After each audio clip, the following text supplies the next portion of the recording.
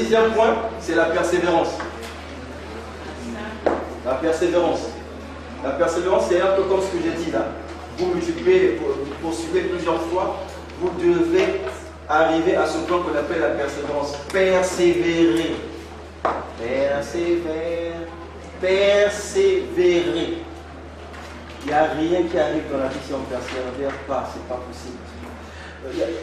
La facilité, j'aime pas l'américain qui dit toujours, si vous voulez la facilité, c'est très simple. Tu vas dans ta chambre, tu prends une arme un peu, tu mets là, bah, facile. Elle est bien facile. Mais ici là, tu vas transpirer, c'est chaud. Il n'y a pas la facilité si ça n'existe pas. Comment on dit pas, ça n'existe pas. Il faut payer un prix.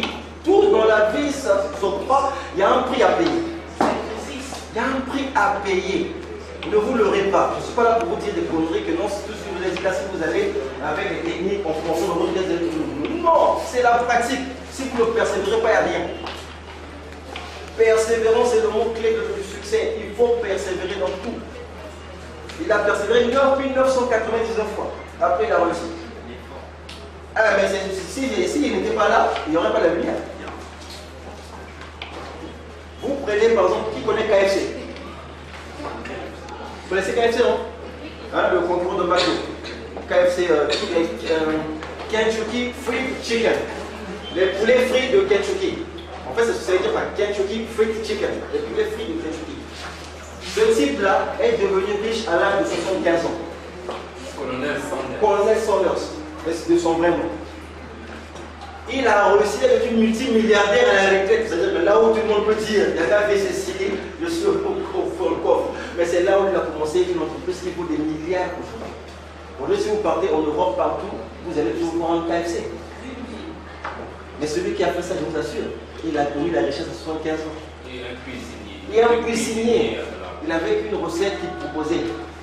Il est mort multimilliardaire. Il a laissé une richesse pas possible. Ça veut dire quoi? Persévérance. Il y a aussi celui-là.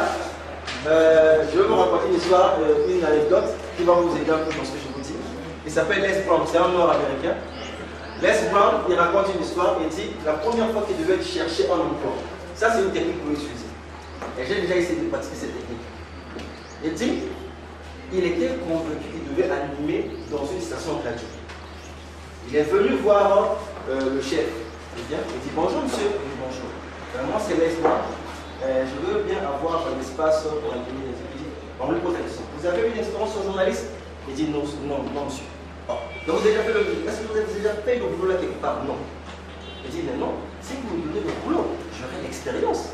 Et après, je vais exceller. Il dit ah non, on n'a pas de place pour vous. Il est parti. Pour certains, c'est fini. Hein? Le gars revient demain encore. Bonjour monsieur. Le gars dit c'est pas ça que j'ai vu hier. Il dit oui. Mais je t'ai pas dit qu'il n'y avait pas de boulot ici. Il dit oui, mais peut-être qu'il y a quelqu'un qui est mort derrière moi. Voilà pourquoi je suis revenu. Il n'y a personne qui est mort au repas. Il est reparti. Le troisième jour, il revient encore. Comment? Bonjour. Excusez-moi monsieur, ne prenez pas ça parce que moi je suis venu encore savoir s'il n'y a pas de boulot. Mais je t'ai dit, ça fait 2 jours qu'il n'y a pas de boulot. Il dit, ah, mais peut-être qu'il y a quelqu'un qui en a licencié, ou quelqu'un qui a le pied cassé, je viens. Et le gars a trouvé qu'il était tellement persuadé. Le disciple a venu. Bon, ok, passe.